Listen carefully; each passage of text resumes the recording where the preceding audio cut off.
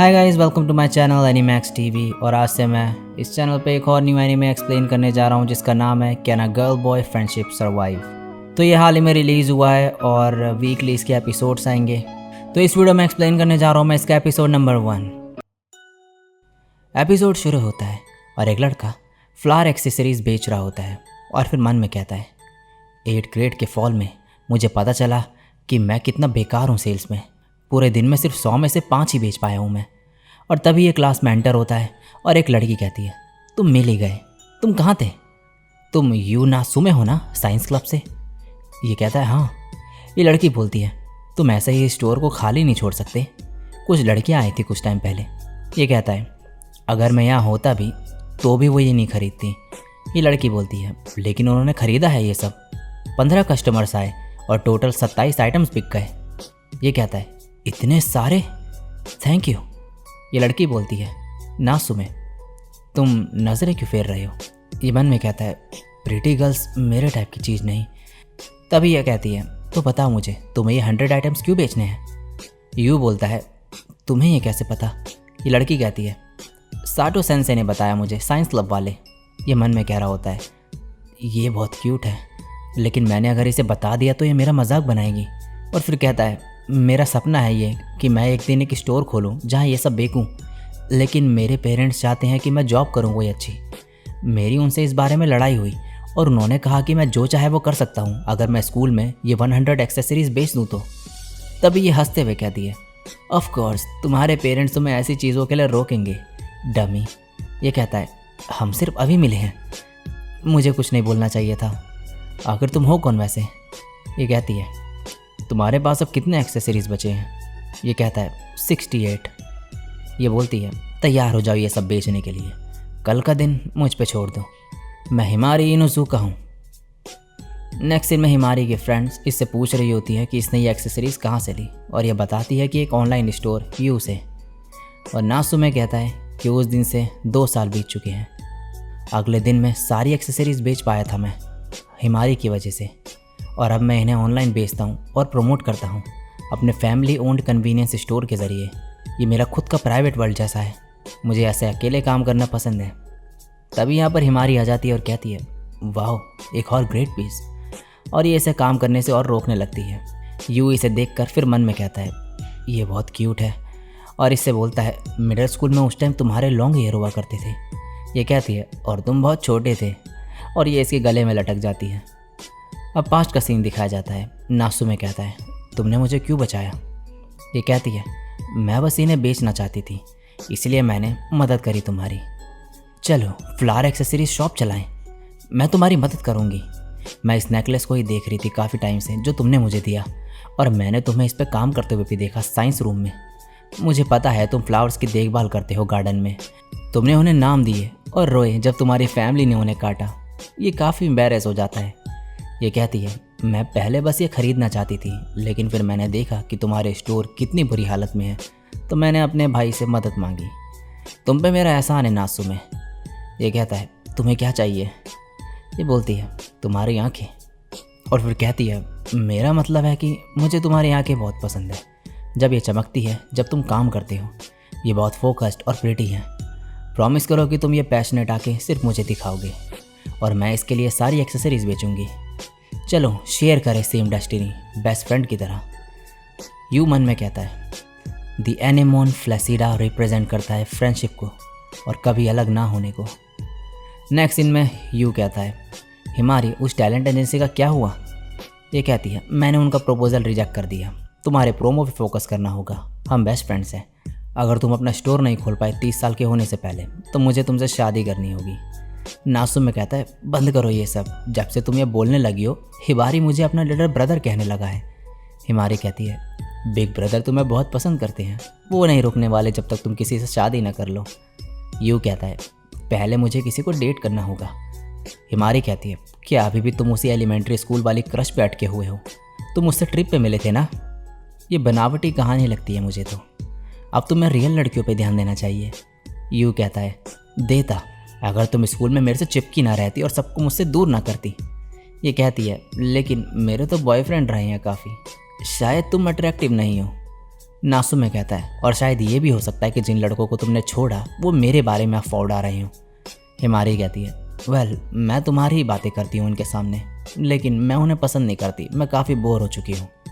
नासु में कहता है, क्या तुम सच में शादी नहीं करने वाली जब तक मैं स्टोर ओपन नहीं करता?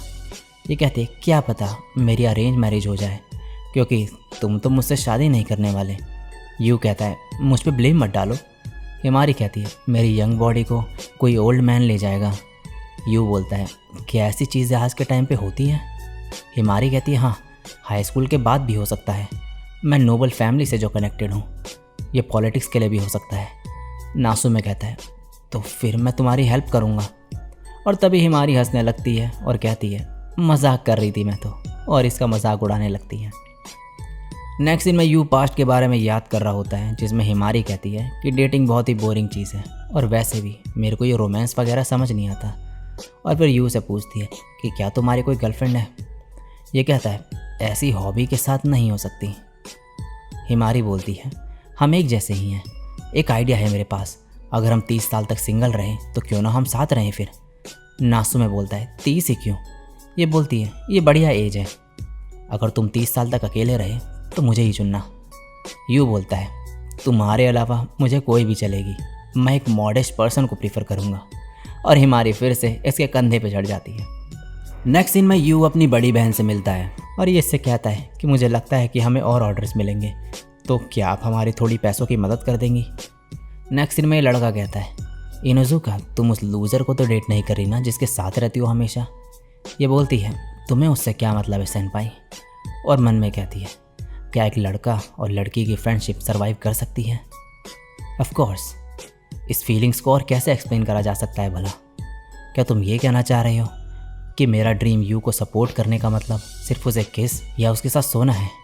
अगर मुझे सिर्फ यू को किस करना होता तो मैं इतनी परेशानियाँ नहीं झेलती। एक दिन जब यू गर्लफ्रेंड बना लेगा तो मैं चाहती हूँ वो हमें एक्सेप्ट करे। नेक्स्ट सीन में यू ड्रिंक ले रहा होता है और तभी एक लड़की को देखता है और इसे देखकर मन में कहता है, ये कितनी ब्यूटीफुल है। वैसे ब्यूटीफुल गर्ल्स मेरे टाइप की चीज़ नहीं, लेकिन मैं उन्हें मेरी एक्सेसरीज़ के रेफरेंस की तरह यूज़ करता हूँ। तब इसके हाथ में ब्रेसलेट देखकर ये कहता है, ये तो मैंने उस टाइम बाज़ार में देखा था, मुझे लगा था सिर्फ हिमारी के पास ही उस टाइम की एक्सेसरी है। तब इस लड़की का ब्रेसलेट टूट जाता है और ये काफ़ी सैड हो जाती है। यू बोलता है, क्या मैं इसे ठीक कर दूँ? लड़की तभी बोलती है, तुम्हें क्या चाहिए? यू बोलता है, सॉरी, मुझे लगा ये तुम्हारे लिए इम्पोर्टेंट है, भूल जाओ ये। और मन में कहता है, अगर हिमारी को पता चला इस बारे में तो मुझ पे हंसेगी वो, उसे ये नहीं पता चलना चाहिए। नेक्स्ट दिन में ये क्लास में होता है और हिमारी इसे चिढ़ा रही होती है टेक्स्ट करके उस लड़की को लेके। यू इस पर चिल्लाने लगता है और टीचर से इसे डांट पड़ जाती है। नेक्स्ट दिन में ये कहती है, तुम्हें तो खुश होना चाहिए, किसी के पास तुम्हारी पुरानी एक्सेसरी है। ये मन में कहता है, लेकिन मुझे याद नहीं वो लड़की। तभी इसके पास एक लड़का माकिशिमा आता है जो कि यू का दोस्त होता है और हिमारी और इसके बीच लड़ाई होने लगती है यू को लेकर और यू भी परेशान होता है। इसके बाद यू बोलता है, तुम मिडिल स्कूल में एक दूसरे को डेट कर रहे थे ना, तो अब अच्छे से क्यों नहीं रहते? हिमारी कहती है, मैं बोर हो गई थी इसलिए इसे डेट करा। माकिशिमा कहता है, तुम क्या मुझसे इतनी नफरत करती हो? ये बोलती है, तुम्हारी 5 गर्लफ्रेंड थी और मैंने खुद पे ब्लेम लिया था, क्या तुम्हें पता भी है मैं कितनी बुली हुई थी? ये कहता है, ऐसा होता ही नहीं अगर तुम ऐसे पर्सन को ऑफर एक्सेप्ट ही नहीं करती जिसे पसंद ना करती हो। यू तभी कहता है, रुक जाओ तुम, और ये बताओ कि यहाँ क्यों आए हो? ये यू से पूछता है कि क्या तुमने एक लड़की से बात की वेंडिंग मशीन के पास कल? यू बोलता है, क्या वो तुम्हारी गर्लफ्रेंड है? माकिशिमा कहता है, नहीं रीन, आ जाओ, तुम्हें अपना ब्रेसलेट ठीक कराना है ना? तभी हिमारी कहती है, इनोची, और ये कहती है, ही। नेक्स्ट दिन में ये बाहर होती है और वो लड़की माकिशिमा की बचपन की दोस्त होती है और हिमारी बताती है कि हम एलिमेंट्री स्कूल में साथ रहा करते थे और मेरा ब्रदर और इनोची की सिस्टर सेम क्लास में है। यूँ, क्या तुम्हें याद है बाजार का सेकंड डे, उस दिन जिसने तुम्हारी एक्सेसरी को प्रमोट करा वो इनोची की सिस्टर थी। अब तो वो कॉमर्शियल और मैगजीन्स में है। इनोची को ब्रेसलेट उन्हीं से मिला होगा। नेक्स्ट दिन में यू इसका ब्रेसलेट देखता है और रीन कहती है, ये मत कहना तुम इसे ठीक नहीं कर सकते, और गुस्से में इसे देखने लगती है। हिमारी इसे शांत होने को कहती है और इसे मिरर में इसकी शक्ल दिखाती है। रीन अपनी शक्ल देख के डर के नीचे गिर जाती है और फिर कहती है, ये सब तुम्हारी गलती है, और इसे पकड़ लेती है और बोलती है, मैं भूली नहीं अभी तक कि तुमने मेरी फेवरेट की चेन्स और टॉय चुराए थे, मुझे उस फिजिकल एजुकेशन की क्लास को तो याद ही मत दिलाना।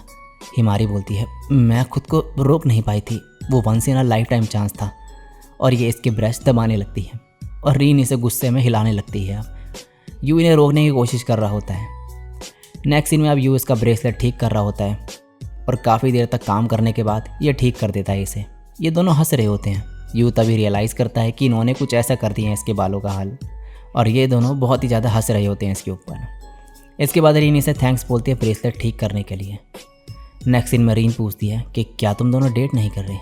हिमारी बोलती है हम बेस्ट फ्रेंड्स हैं, क्या वो तुम्हारा टाइप है? रीन बोलती है नहीं। हिमारी मन में कहती है हम बेस्ट फ्रेंड्स रहेंगे जब तक यू एक्सेसरीज़ बनाना ना छोड़ दें। इसके बाद रीन पूछती है कि क्या तुम्हें किसी ने प्रपोज़ करा है जिसे तुमने पहले कभी ना देखा हो?